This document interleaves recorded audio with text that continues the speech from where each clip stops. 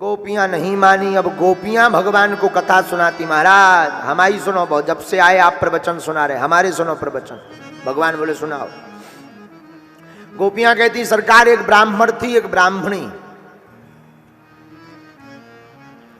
तो ब्राह्मणी बड़ी पतिव्रता थी, जब तक अपने पति देव को भोजन ना करवा दे तब तक ब्राह्मणी भोजन नहीं करती।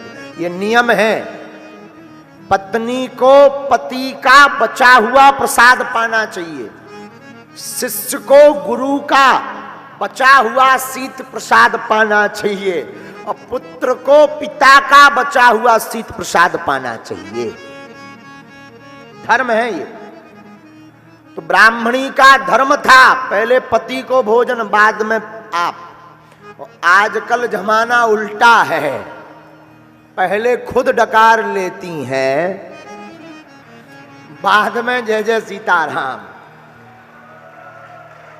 हाँ, पहले के जमाने में अभी भी कई जगहों पर ऐसा देखने को मिलता। हम तो आंखों से अपनी माताजी को देखते हैं। हमारी माताजी जब रोटी बनाती हैं तो पहली रोटी गाय को, अंतिम रोटी कुत्ता को। लेकिन आजकल कुछ अंग्रेजन आई तो पहली रोटी खुद खा जाएंगी, अंतिम रोटी खसम के लिए। तो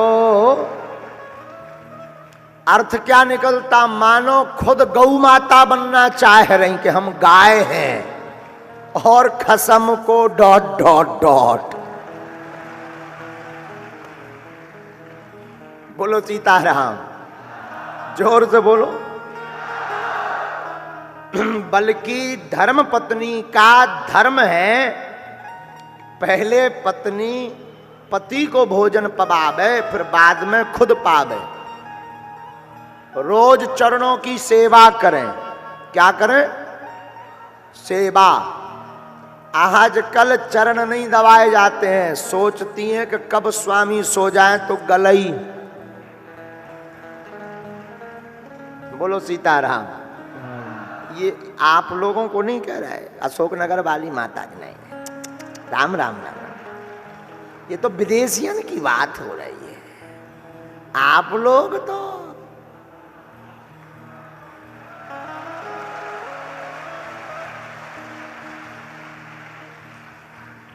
क्योंकि अभी हमें कल तक कथा करनी है कि कालें दे बिलना दे चिमटा, बागेश्वर सरकार मुर्दाबाद। आफत हो जाए गरीब आदमी, बेहते ही तो हमारे नाव के पुतला फूकत राहत, बेहते ही तो आए दिन पुतला फूकत है। एक ना एक कोनो ना कोनो, कोनो ई मैदान में, कोनो रामलीला मैदान में पुतला फूकबे लगो। एक जने हम पे कहते, बोले महाराज जी आपके इतने पुतला काय फूक रहे हैं? हमने कहा आदमी जिंदा नहीं फूक पा रहा तो पुतला फूक रहा हो, क्या दिक्कत है? पुतला में क्या दिक्कत है? तो बोले उससे होगा क्या? हम कहीं का पुतला से होता थोड़ी है कुछ, उल्टी आयु बढ़ती है। और हमने पर उन व्यक्ति को भी समझाया, हमने कहा केशव जी, हमने उनको कहा सुनो, मरने के बाद तो कई फूके होंगे, हम सब भारत के वो आदमी हैं जिनको जिंदा होते हुए पुतला बनाकर फूका जा रहा। तो ये जो कहानी बता रहे माता जी हर आपन की नहीं, दूसरन की बात है।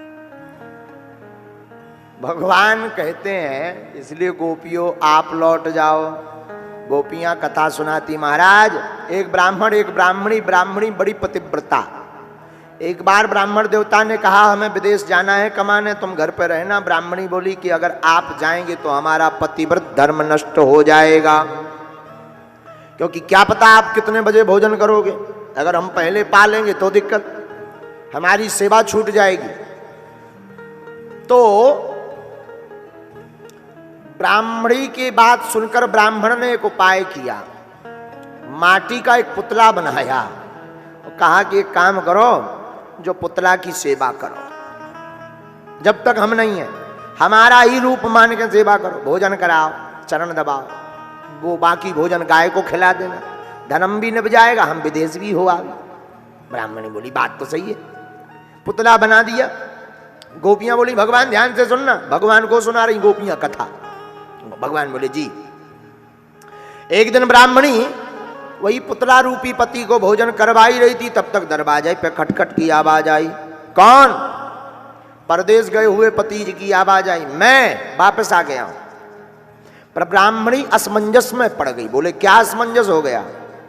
बोले ब्राह्मणी को असमंजस हो गया कि अगर मैं किबाड़ नहीं खोलती हूं तो पति नाराज हो जाएगा, नाराज हो जाएगा तो पतिव्रत धर्म नष्ट हो जाएगा, और अगर मैं भोजन कराते हुए छोड़कर बीच में जा रही हूं जो आज तक नहीं किया तो भी पतिव्रत धर्म नष्ट हो जाएगा।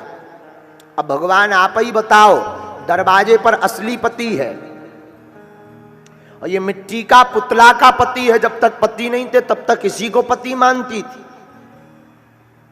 और अगर बीच से छोड़कर जाती है तो पतिव्रत धर्म नष्ट होता है। अब आप बताओ ये बेचारी ब्राह्मणी क्या करे?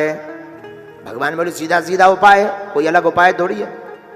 चित्र की पूजा तब तक की जाती है जब तक चरित्र ना हो।